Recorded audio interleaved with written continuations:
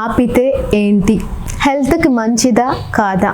దాన్ని ఒకవేళ మీరు ఆపారు అనుకోండి, ఇప్పుడు తుమ్ము వస్తుంది అందరి ముందు ఏం తుమ్ముతామని ఆపారు అనుకోండి, దాని ఇంపాక్ట్ ఎలా ఉంటుందంటే, మనం తుమ్ము ఆపితే ఎలా ఉంటుందంటే, ఒక్కోసారి మనకి తుమ్మినప్పుడు ఎప్పుడైనా చూడండి, it's a pressure coming from whole the face. Actually చూసినట్టయితే మనకి ఐస్ కానివ్వండి, నోస్ట్రల్స్ కానివ్వండి, లేదా ఇయర్స్ కానివ్వండి, సో ఎవ్రీథింగ్ రియాక్ట్ అవుతూ ఉంటుంది.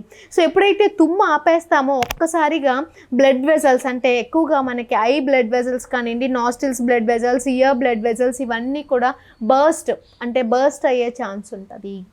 సో మనం ఆపినట్టయితే ఇంటర్నల్గా ఆ ప్రెషర్ క్రియేట్ అయ్యి ఒక్కసారిగా బర్స్ట్ అవుతుంది. కాబట్టి తుమ్ము ఆపడం అనేది మంచిది కాదు.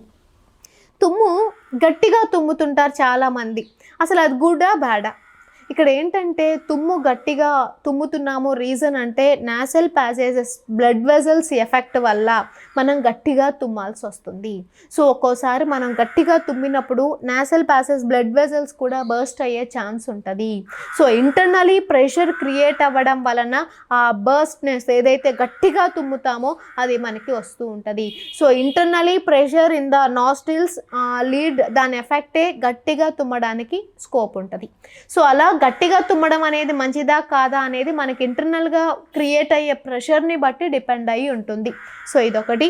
దెన్ ఇంకొకటి ఏంటంటే, మీ అందరికీ ఒక డౌట్ ఉంటుంది, అసలు తుమ్ముతున్నప్పుడు నా హార్ట్ ఆగిపోతుంది అని చాలామంది చెప్తూ ఉంటారు. జనరల్గా కూడా మనకు ఒక్కసారిగా తుమ్మినప్పుడు మన హార్ట్ ఆగి పని చేస్తుంది అంటారు.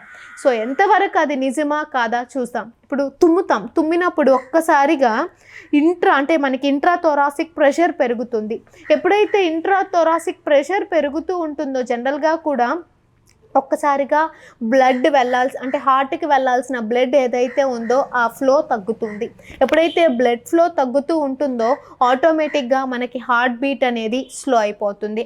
అక్కడ 1 సెకండ్ ఆగడం కూడా జరుగుతుంది. But electrical activity in the heart మాత్రం ఏ చేంజ్ ఉండదు. So electrical activity is move on. But ఏంటంటే మనకి బ్లడ్ ఫ్లో వెళ్ళాల్సింది హార్ట్కి డిక్రీజ్ అవ్వడం వలన హార్ట్ బీట్లో ఆ ర్యాపిడ్ చేంజ్ అనేది కనిపిస్తుంది.